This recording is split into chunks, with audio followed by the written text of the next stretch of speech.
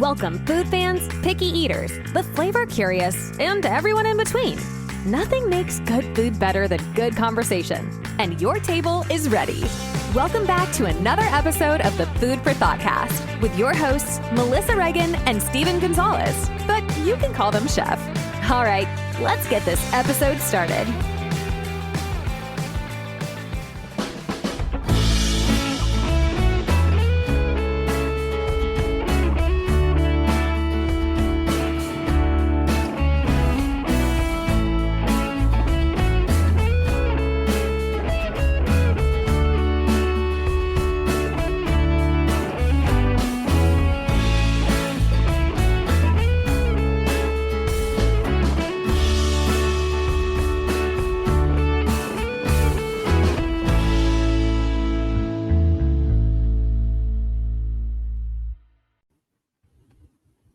Hey there, food fans. Welcome back to the Food for ThoughtCast with me, your host, Melissa Reagan, and my co-host with the most, Chef Steven Gonzalez. What's up, buddy?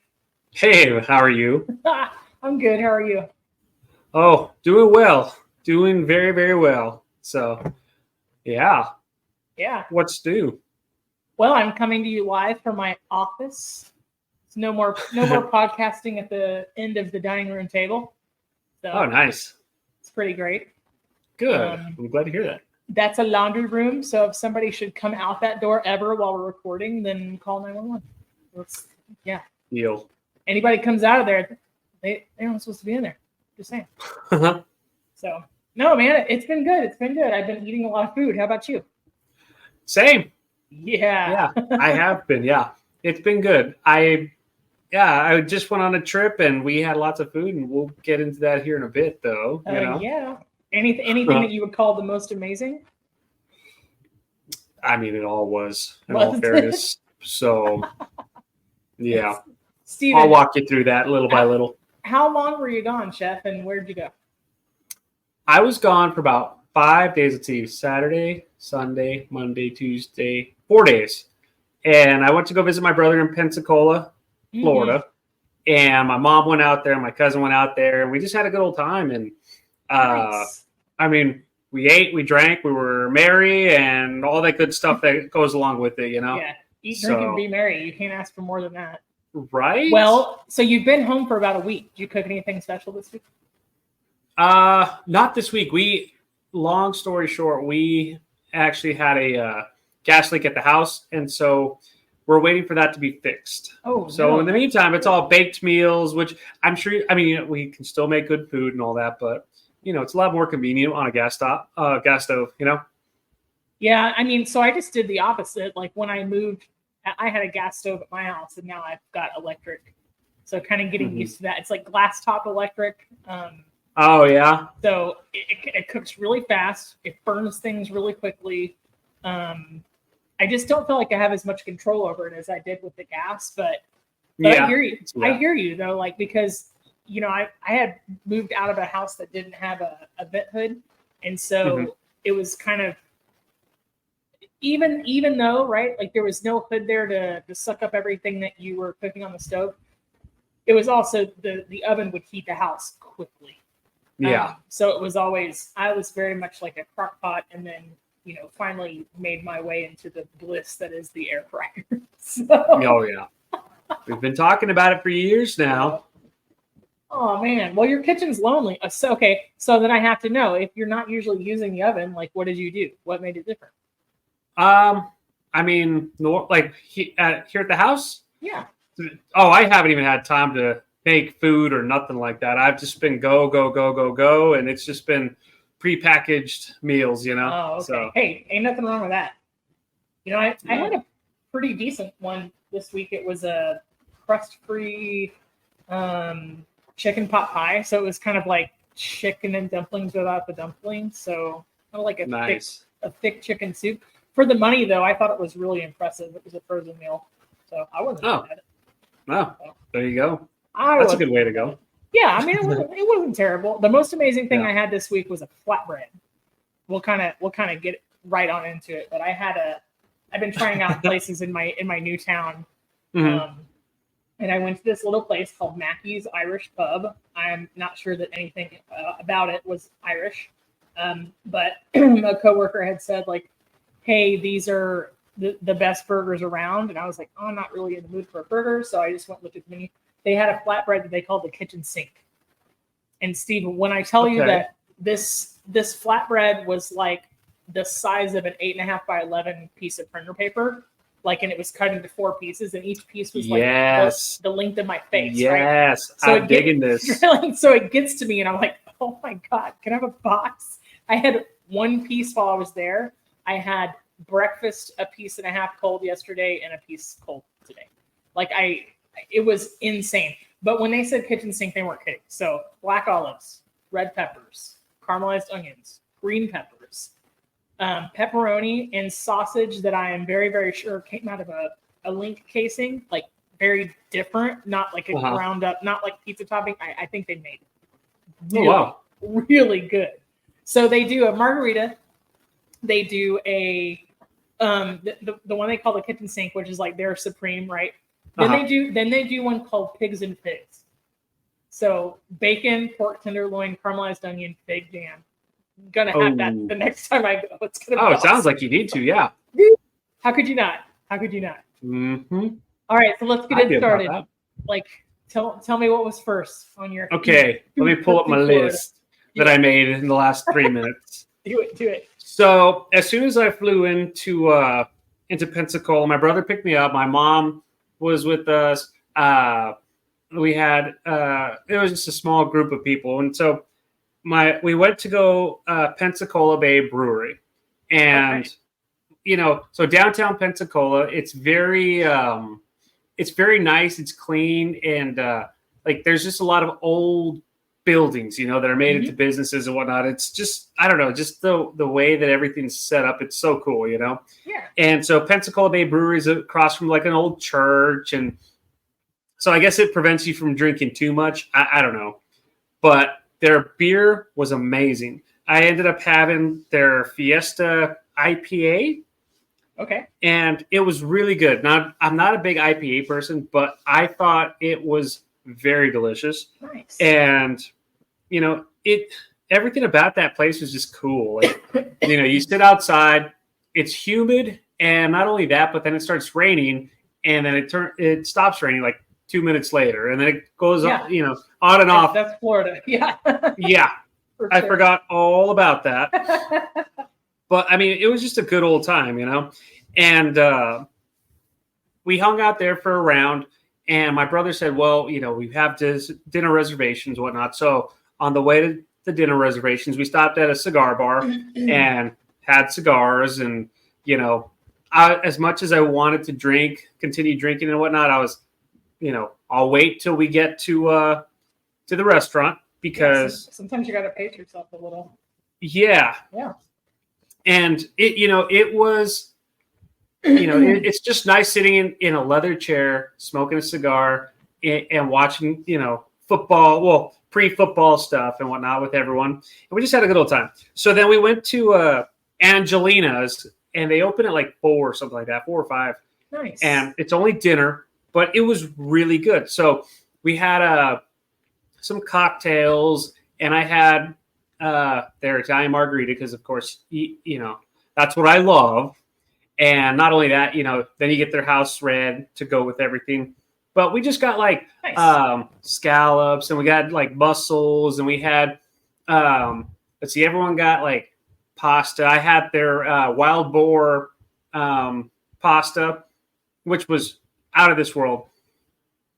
My mouth is just watering thinking about it right now. But like so I started eating it, and I'm like, okay, where's the boar at? And so I realized it's just ground up boar, and the pieces are cut so small that you get a little bit with every single bit of pasta that you. So was it like a ragu? Yeah, it was just like a ragu. Thank you. And I mean, the flavors, the tomatoes were not overpowering. They were very subtle. You got a good amount of garlic, and I think one of the reasons why I chose that was because the server said, "Man, that's one of my favorites. It's got a good hit of garlic," and that's what I was sold on. And it was just amazing. Their scallops, I mean, they're just base scallops. They were just out of this world. They were so good. And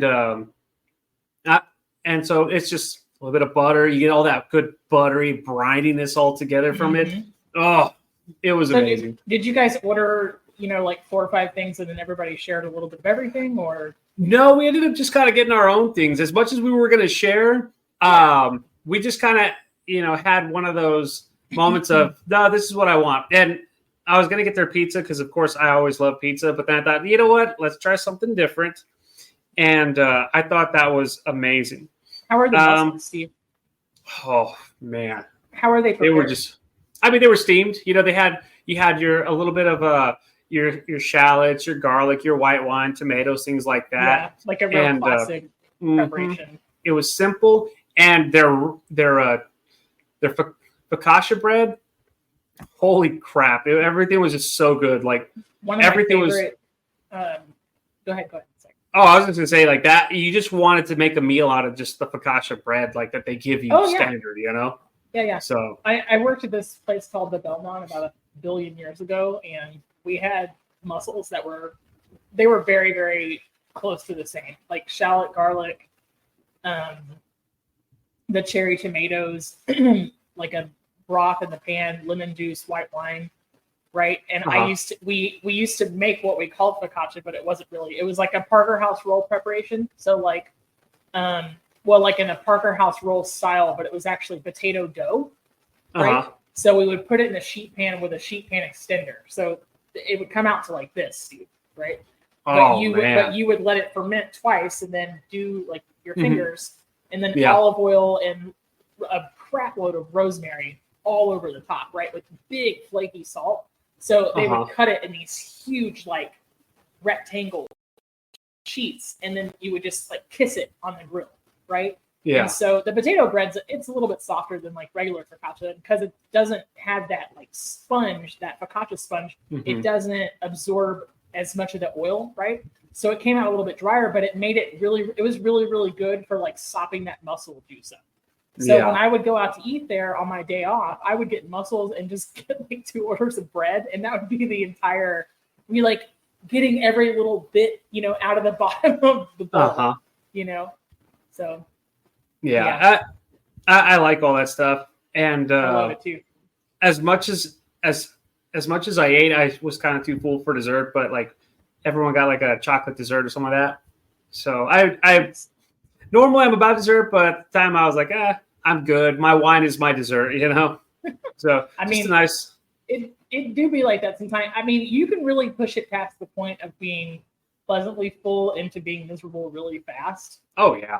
Most definitely. I mean, I love like a little something sweet to finish a meal, but like, dang, sometimes that ship has sailed. Like it doesn't.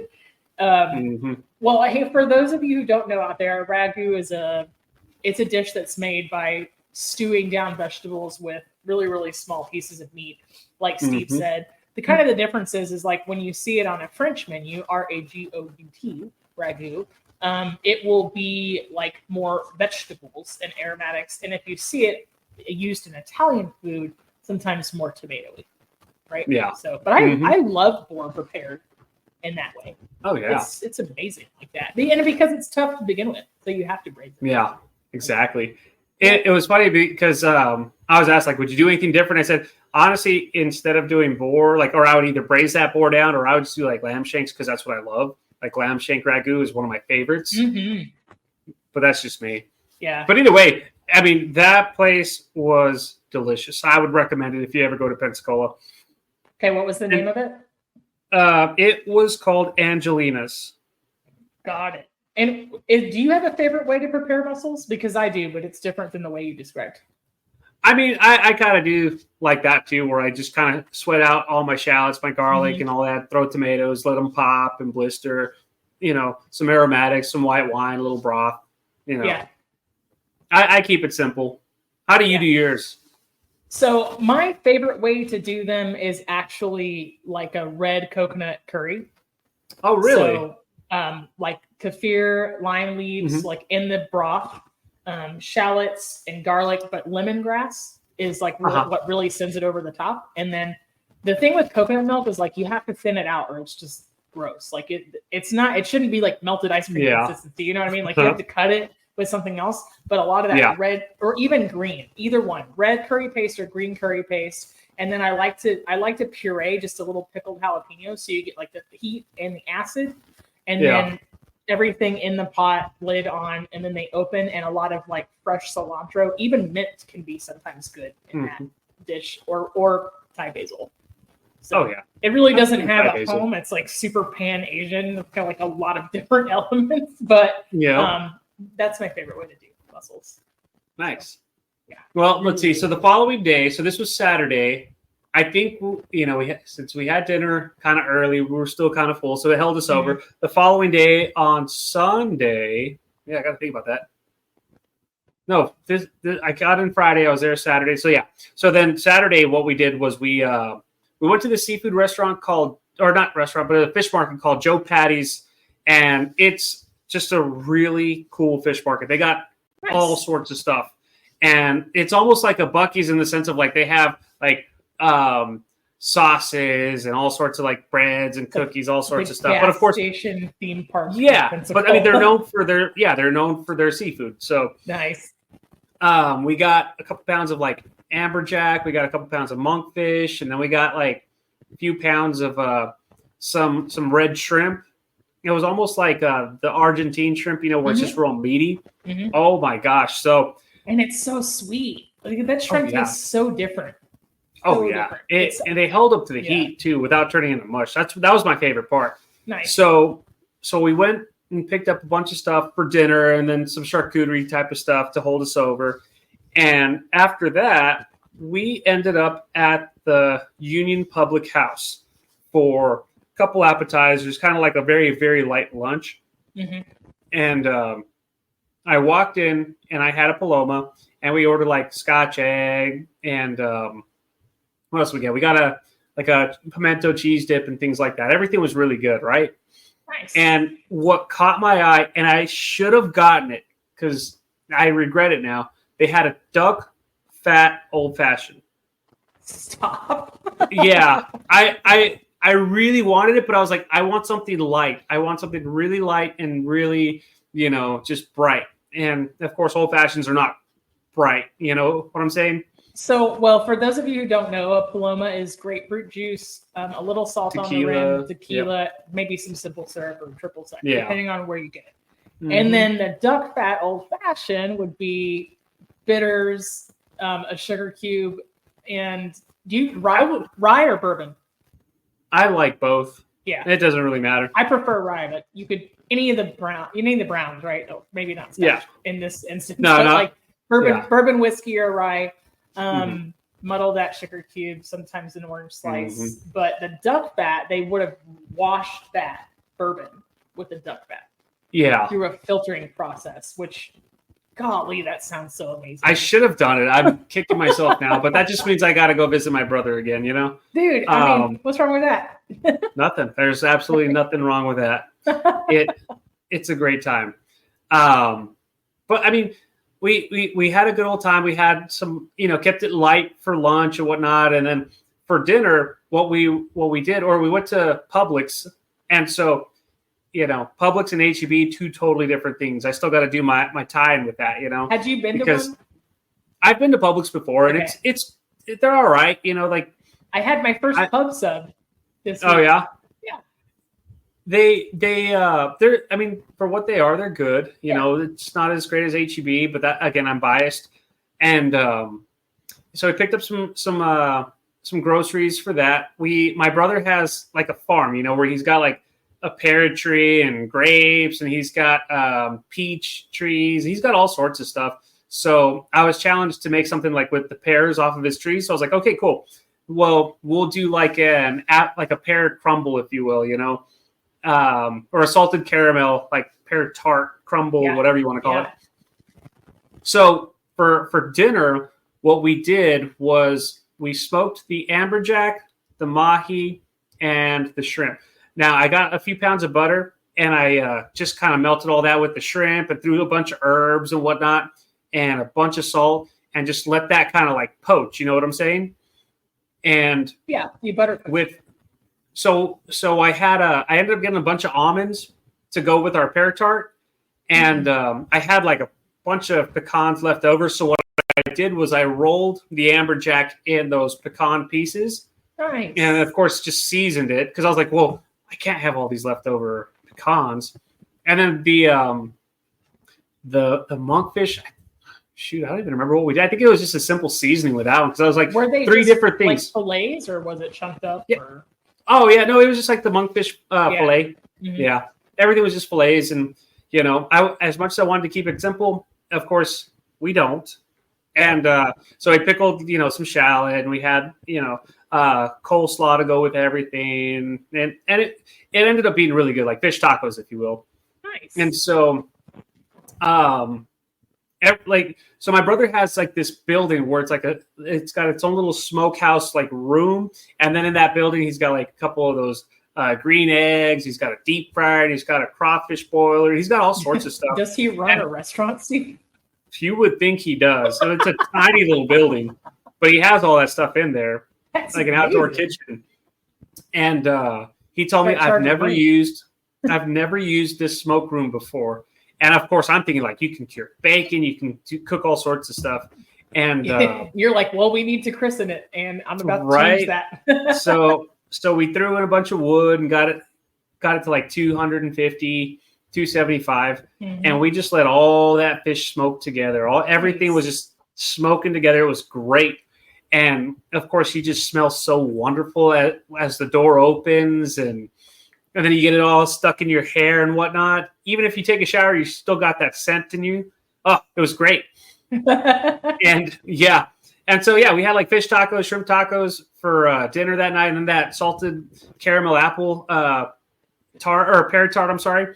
It was so good, and it had so much butter in it. And my God, I was happy. I really thought I was going to get sick from all that butter, but no. Mm-mm. So you did salted caramel, apple, and pear? Salted caramel, pear, no apples. I apologize. Sorry. I can't. But it's so easy to say like apple tart. You know what I'm saying? So that's what it's like. Right. I have to remind myself pear tart. Steve, the spirit of fall is upon me. I made a pot of chili. It got cold. It got down to like 50 here last Sunday. Really? Yeah, I leaned full on into it. I was like, let's go. I made a pot of chili. I put some brisket from our friends at Jimmy L's in that chili. I don't regret that decision at all. I didn't have any apples in the house, but I was, scrolling the internets like you do, kind of doom scroll in the old social media, and I saw these cookies that I'm next Friday's grocery day, so I'm going to make them. You basically make apple pie filling, but with like tiny dice, right? Like tiny dice, and you basically stir it into oatmeal cookies. Yeah. I was like, nice. Yes, let's go. I was like, oh my God, I want apple oatmeal cookies because apple's better than pumpkin. I kind of am inclined to agree with you on that one. Yeah, but I made some pumpkin spice cookies too. But you can't taste the pumpkin. That's why I like them so much. I do like pumpkin stuff, so yeah, but that's just me. I know you do. I might be coming around to it in some applications. Yeah, in small doses, it's great. But when it's a lot, it's still great. It's like you and pickles, except that I don't pickles all the way. All right. So you guys had this huge meal and all that butter and dessert. And we also made like let's see, what else did we have? We had all sorts of stuff, man. I mean, well, I can't say all sorts of stuff, but it ended up being leftovers for a couple days, and It was lovely. There was no complaints. And every morning we would make farm fresh eggs and just like scrambled eggs with cheese and like biscuits and stuff like that, Mm-hmm. And I mean, there was absolutely make the biscuits from scratch.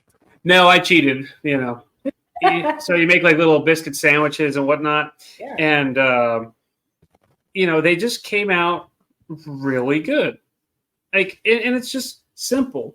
And even one day, like we tried to make like a bruschetta, sorry, and we put that with like our fish and whatnot. Like, so it's just like finding things that you have and making little small improvisation with it, everything, Yeah, and it was just great.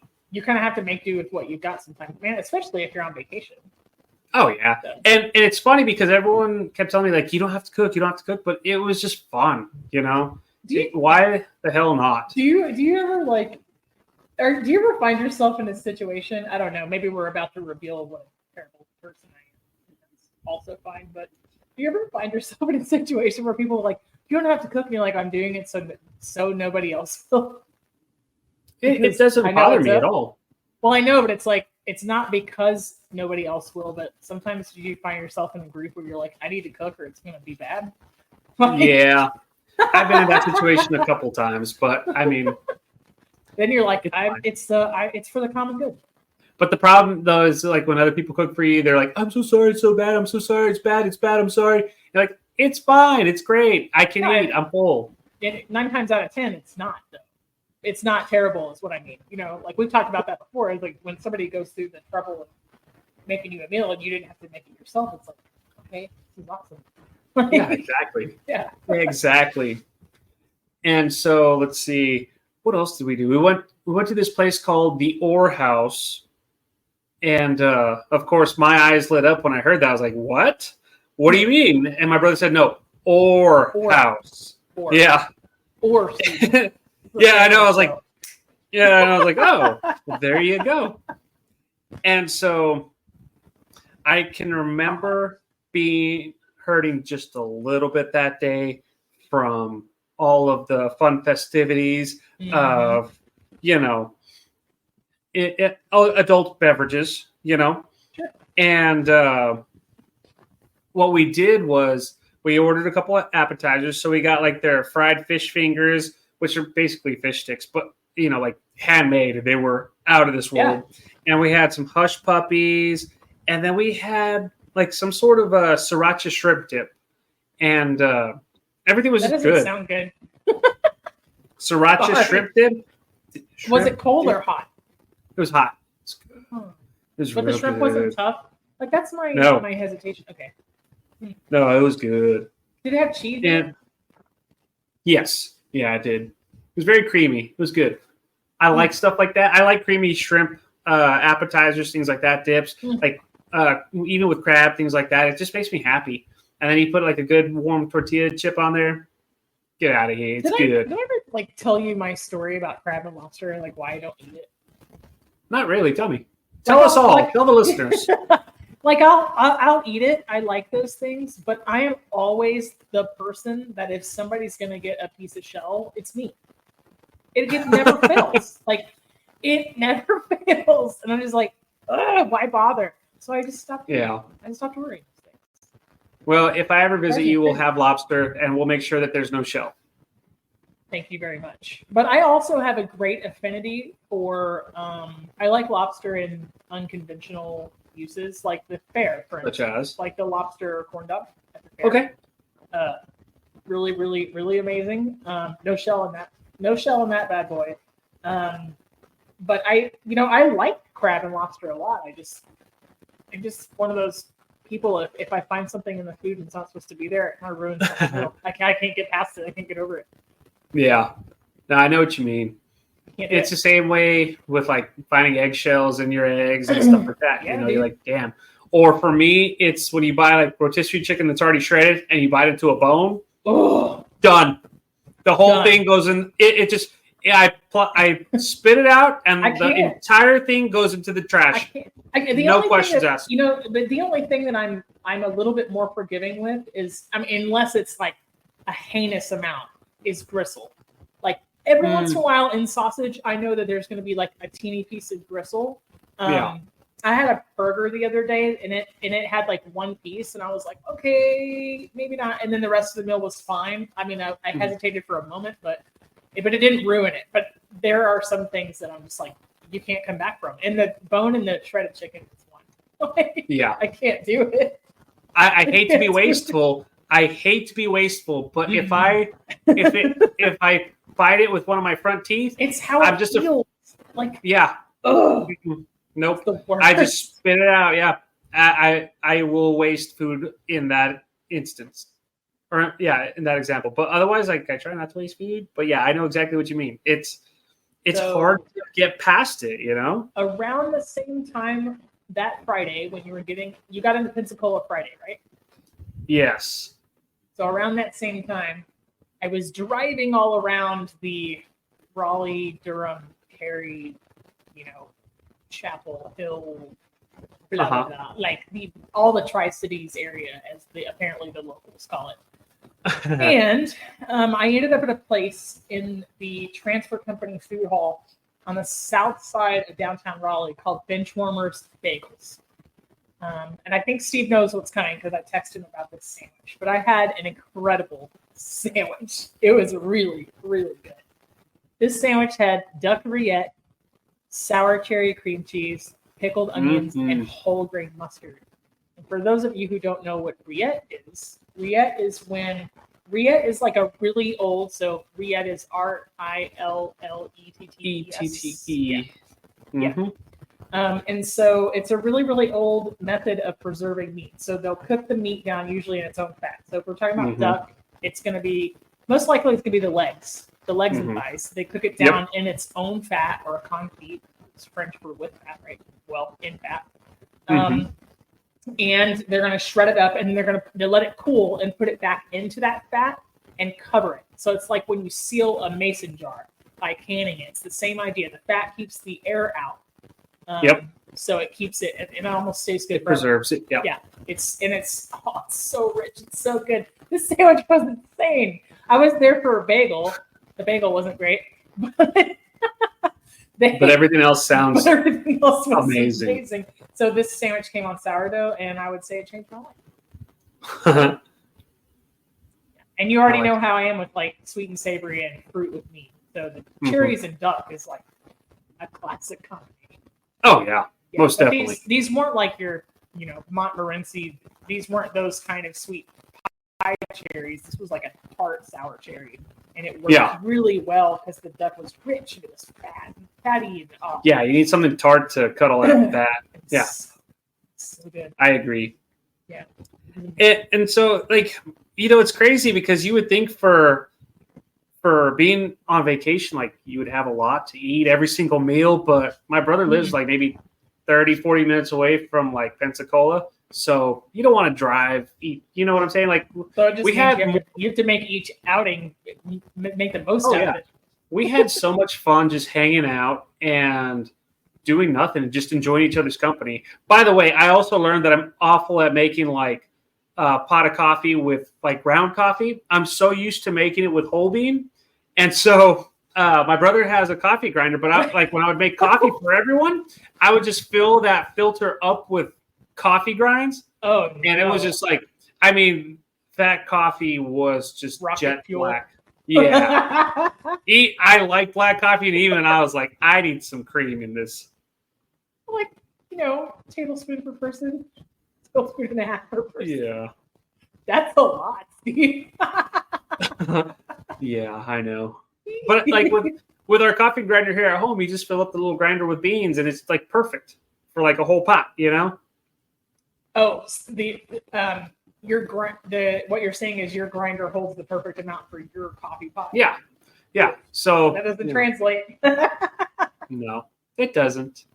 So where else did you go when you were in the Tri-City? I went to this really charming little place in Cary, North Carolina called La Farm Bakery. And I got a blueberry raspberry scone, which was really, really amazing. I got a ham and cheese croissant, probably the best ham and cheese croissant I've ever had. And I got a thing called a morning bun. Do you know what a morning bun is? No, but it sounds good. Well, I just want to preface this. It wouldn't matter if I ate all of these things, but for everybody that's like, oh my God, did you eat all? No, I had it by the beach and I took them home, and then I made them last 2 or 3 days because, Anyway, I could have, but I didn't. So, a morning bun. So think of a croissant that you turn into a muffin. Okay. But by way of like rolling up the dough like a cinnamon roll. So it has a center. Okay. Does that make sense? Right? So it's like a big cruffin, like a croissant muffin, but it's concentric circles. Does that make sense? Right? Steve's like, that's a lot. Like, I feel like it's smoke is going to come out of my ears thinking about it, So it's a laminate dough, but it's like rolled up like a cinnamon roll is, and it's tall like a muffin, right? Okay, but gotcha. It has pastry cream in the middle and a little like rosette on top. Dude, it was so good. Sounds like it. It's so good. And the only reason that whole thing didn't get eaten right then and there is because driving wouldn't have been safe. That's all. And there would have been a pastry cream like all over the steering wheel. Like I was like, no, I really want to eat this. So I just rushed home so that I could eat it like over the kitchen sink. It was like all flaky and stuff. It was really incredible. So shout out to La Farm.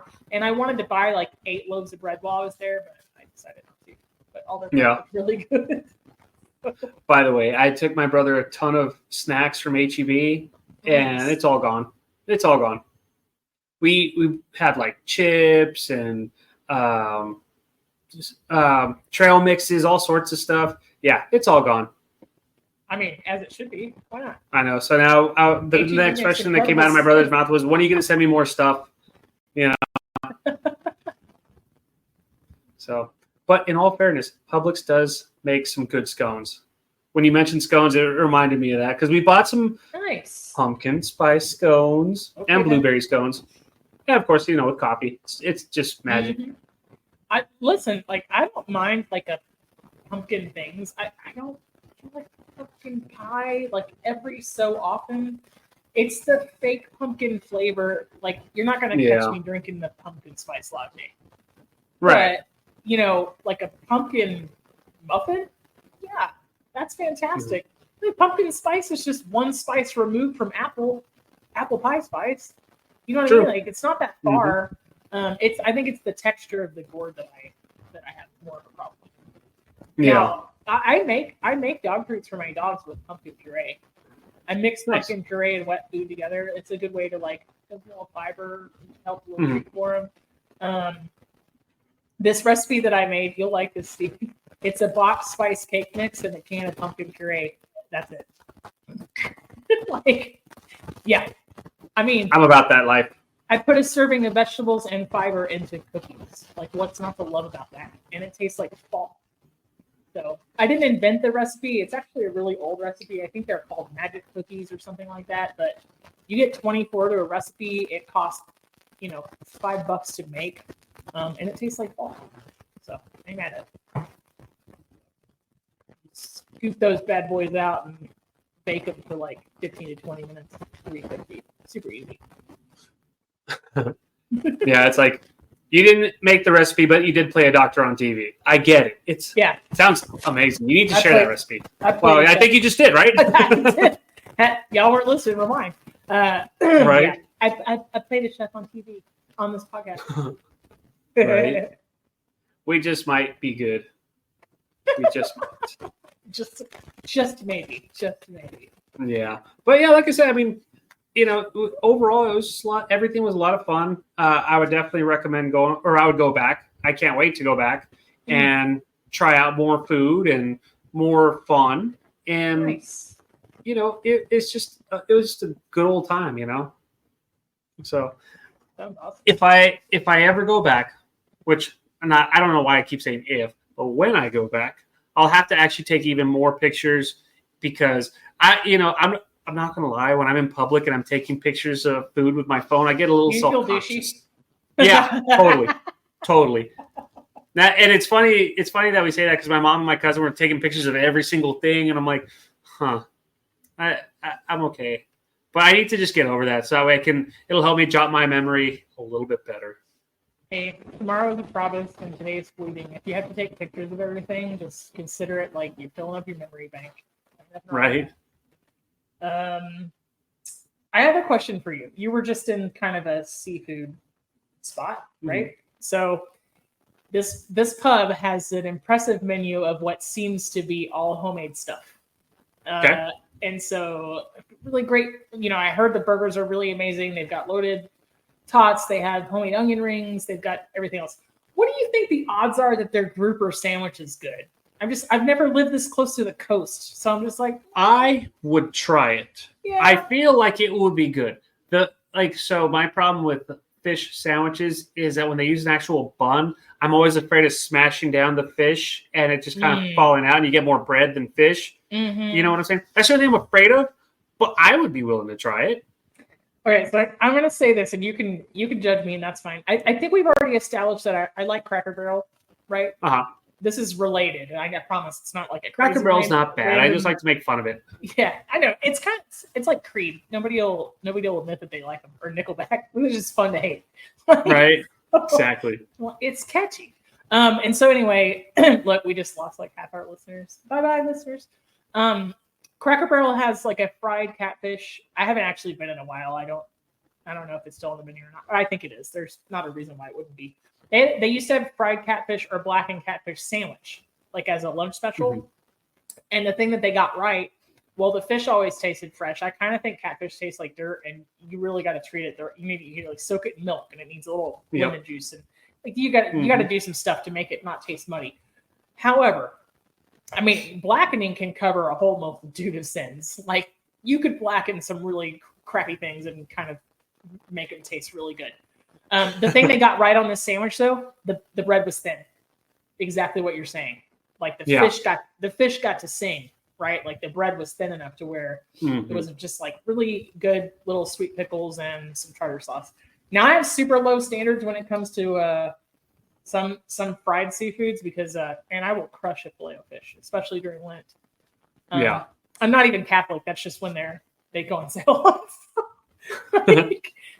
You could get them all year round. They just, they start advertising really hard for that time period. But I also have an affinity for like really terrible fish sticks, subpar quality. I don't mind them either. They're sentimental, really man. don't. I can't help it.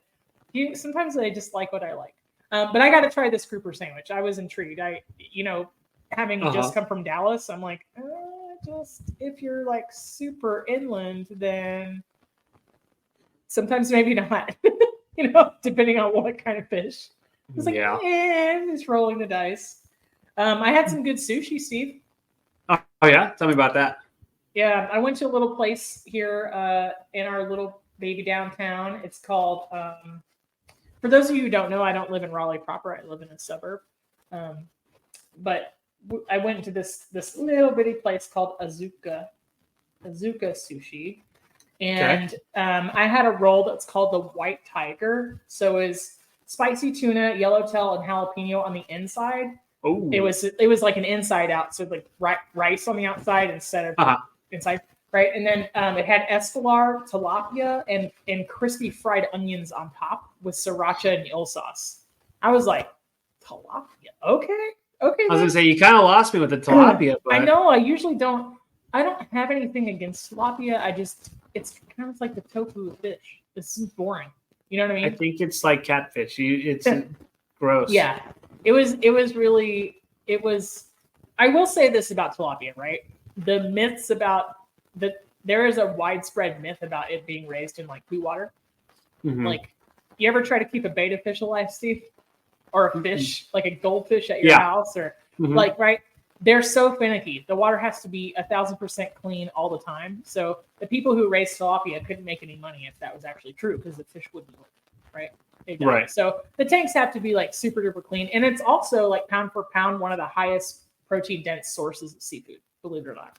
So it has a couple of things going for it, but it's the tofu of the sea. Like, it has zero flavor on its own.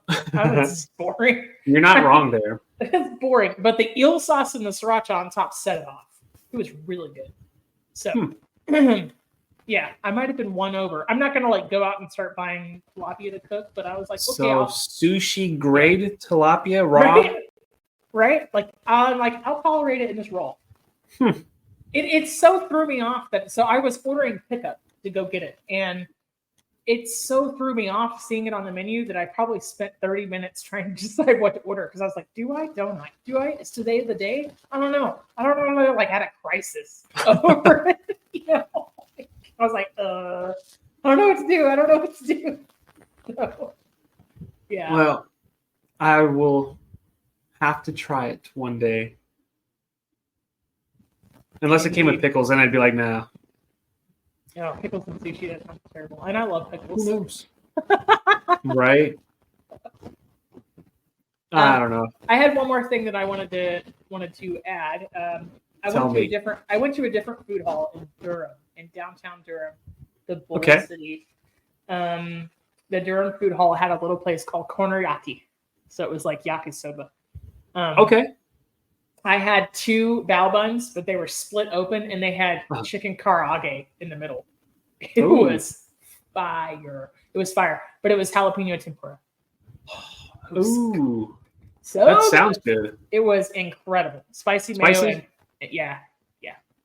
Oh yeah, nice. Really, really good. So, like spicy to where you need to chug water, or spicy where you get a little kick and you're good. Spicy to where my mouth was on fire, but it was short-lived. Okay. Like as soon as I finished eating, it was like, okay, kind of like wings. Okay. You know, like gotcha. Once the sauce and then you're good. The sauce with the sauce and the other sauce and the bones. Yeah, I just love it all. And the things and all the things. Right. Man, isn't eating the best? Eating is fun. I like it a lot. I don't always remember what I eat, but eating is fun. I've been on a popcorn kick lately. I don't mind popcorn. I like popcorn. Yeah, I like it. How could you mind popcorn only if you're a monster? Right. A few weeks ago, my wife and I went to this show called Summer Mummers in Midland. And what you do is people are just throwing tons of popcorn. I think I talked about it in a previous episode. But everyone's throwing popcorn, and I'm buying bags of popcorn, and I'm just eating popcorn the entire time. Oh, my goodness.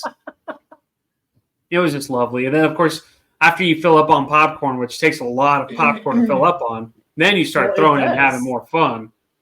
It's not very calorie dense, so I don't meticulously count calories, but try to pay attention to what I've eaten in a day and just make sure that I, is this a suitable amount. I feel bad for. Go ahead. Well, let's not go that far. I don't put that much work into it, but I do notice what calories things have, right? Yeah. And so I was looking at popcorn the other day, and I was like, I wonder if I could I make a meal out of this? It's texting my aunt back and forth, and she was like, "You and this popcorn for dinner? Like, you can't. It's not a meal." I was like, "Yeah, it is. It's a whole grain. You can make it a meal. You can make it a meal." I think it's definitely possible. I buy this incredible jalapeno salt from I can't remember where I get it from. I want to say Penzi Spices, but that's not it. It's a smaller retailer online. Jalapeno salt will take your popcorn to the next level. So, nice. Yeah, buddy. So, go ahead. I like sweet popcorn. I like buttery popcorn. I like salty popcorn. I like it all. Yeah. Cheese popcorn. I never met a popcorn. Yeah, well, I never met one that I didn't like, and I have low standards when it comes to that too. Right now, I have Smart Pop bags for the microwave, even though I have like a popper. I have the glass, it looks like a coffee pot. You put it in the microwave, and you put real butter in the top, and you put the kernels inside, and you microwave it in there, and it fills up the glass. I just don't have loose popcorn kernels at the moment, so I'm like, yeah, the bag stuff's fine. Right. It's also just butter and palm oil and salt. What's wrong with that? Nothing. Just because it's plastic? What's wrong with it? Nothing. Nothing. I just feel bad for the people who have to make all that popcorn at Summer Mummers, and I feel bad for the people who have to clean up afterwards. I mean, the floors got about that much popcorn. They probably have those huge circus push brooms. Right. Where it's just all into a giant dustpan. I would hope that they at least give it to that popcorn to the animals or something. I don't know. You know what I'm saying? I hope they don't waste it. What animals? Who knows? Can animals eat popcorn? Cows? Well, I guess. I mean, I don't know if it doesn't have stuff on it they can't have. I don't know. Who knows? But is feeding a cow butter popcorn weird? I don't know. Maybe you can give it pigs. I wonder I wonder how pig meat would taste, a hog would taste if you fed it buttered popcorn. I was just going to say, is feeding a cow buttered popcorn like feeding human breast milk? Is that weird? Just think about it. Yeah. It's weird. Seeing as how I don't have kids, I don't know. Hmm. Viewers, what do you think? Yeah. What's everybody? Those of you who are listening in the car the two with of your you friend, that's left, wondering and having them wonder, what are you listening to? These are some of the weird conversations that we have on the Food for ThoughtCast. These are the questions that we ponder. Okay, well, let's think about this though. What do they feed? Don't they feed veal milk? Yes. This is milk fed, right? It's a veal. Yeah. It's like cabrito or like baby goat. Once it eats grass, it's no longer cabrito. You know what I'm saying? Yeah. It's milk-fed diet. But both ways, right? Like milk-fed or grass-fed or grain-fed affects the flavor profile. Yes, correct. So somebody out there who has animals needs to help us. If you fed a pig buttered popcorn, would it change the flavor profile? Well, it's the same way like some people, they swear up and down they give their pigs like beer and stuff like that. It enhances the flavor of the pig, you know? Huh. So. Well, that's a food for thought. Right? Things that make you say, Yeah. We're weird. I don't know. Hey, if you're still listening, thanks. Right. Any other trips planned in the near future? I don't have any trips. I'm busy being a local right now. My next big trip is to Disney. Oh, that's true. At the beginning of next year. So okay. I'm going to continue being a local because there's about 1 billion places that I haven't tasted. So nice. There's a new place. Go ahead. Where? There's a new place where? Well, there's a new place opening here that I'm interested to try. It's a chain out of. Oh my gosh, I'm going to say it wrong, so I'm not even going to try. It's a chain out of somewhere in Florida, one of those cities. Anyway, it's called Jeff's Bagel Run, and they have a lot of really interesting flavor bagels. They have like a Cheez-It bagel and a chocolate sprinkle bagel. And they make them in dual colors. Like they just made Florida State bagels for, I guess Florida State had a game last week or something. And then this week for the release of Beetlejuice, they made like a black and white, like half and half. Yeah. Bagel. So it looks. By the way, I saw it yesterday. No, I'm sorry, yesterday. I saw it. No, not yesterday. I saw it a few days ago. And was it awesome? It was very lovely. It's just not the same though. I mean, a sequel never is. Yeah. I think that. Well, I don't know if it's. Yeah, I guess it would be a sequel, not a reboot. I think the first one. I think the first one scared me some as a kid. I wasn't just quite the right age, and so I need to watch it again as an adult before I see it. I saw Twisters last weekend. Oh yeah, how was that? This is the most unrealistic movie I've ever seen because there's this one scene where Maura Tierney is playing the mom and they live in Oklahoma somewhere and she serves barbecue. And I'm like, nobody in Oklahoma knows how to make barbecue. It's worth crap. To all our listeners in Oklahoma, she said it, not me.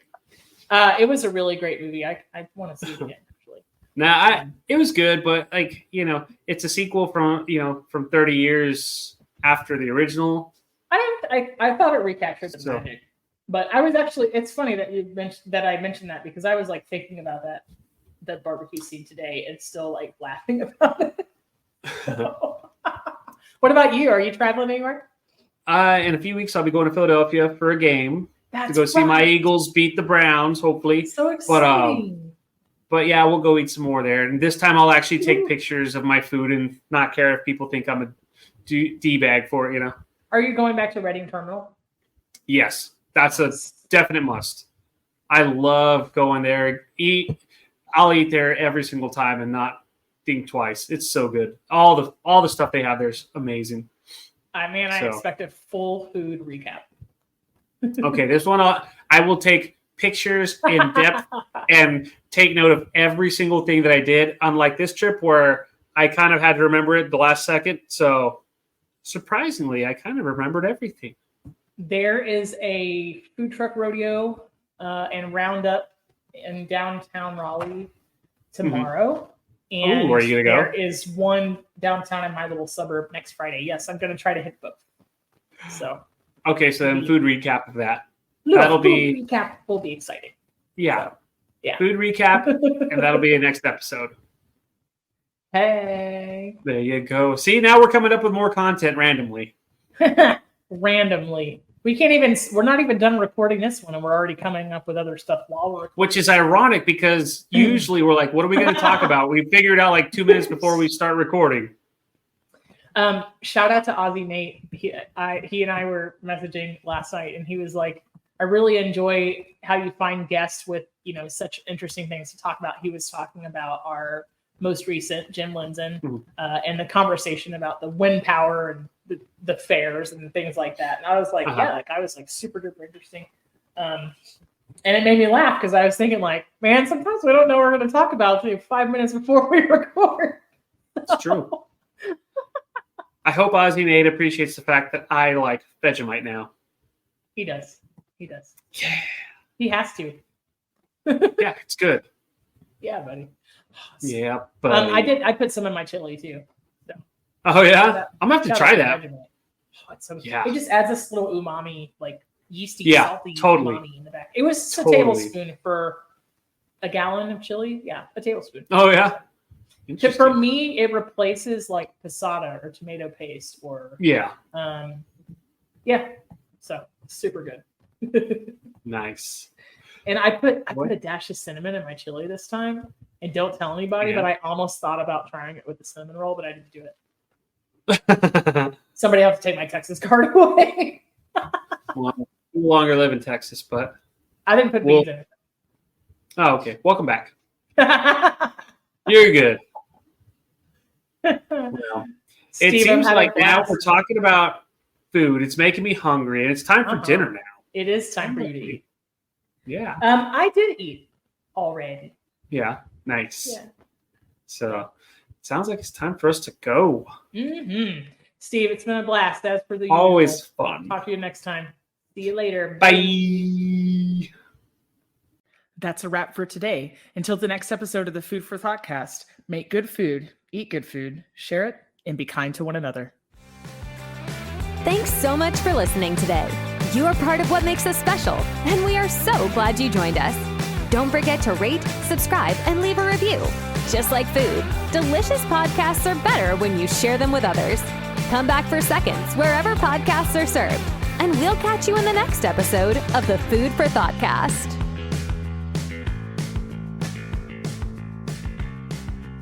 You can find us on Facebook and Instagram at the Food for ThoughtCast or at www.foodforthoughtcast.com, where you can link to all podcast players, or you can send us an email at foodforthoughtcmc@gmail.com.